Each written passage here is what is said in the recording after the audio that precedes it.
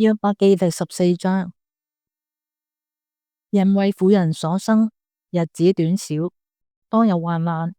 出來如花，又被割下，飛去如影，不能存留。這樣的人，你豈睜眼看他嗎？又叫我來受審嗎？誰能使潔淨之物出於污穢之中呢？無論誰也不能。人的日子既然限定，他的月數在你那裏，你也派定他的界限，使他不能越過，便求你轉眼不看他，使他得歇息，直等他像僱工人完畢他的日子。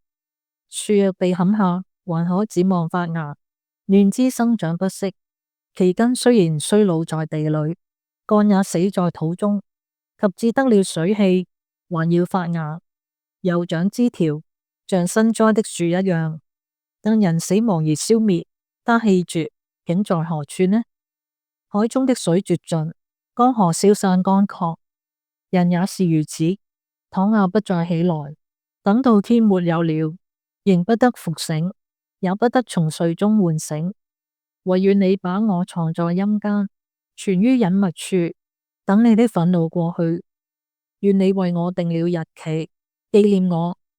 人若死了，豈能再活呢？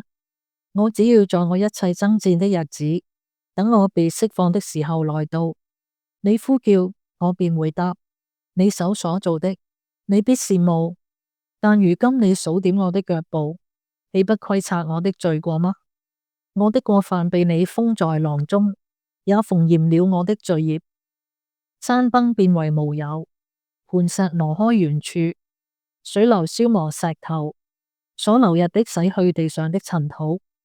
你也照樣滅絕人的指望，你攻擊人常常得勝，使他去世。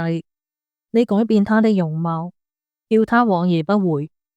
他兒子得尊榮，他也不知道；降為卑，他也不覺得。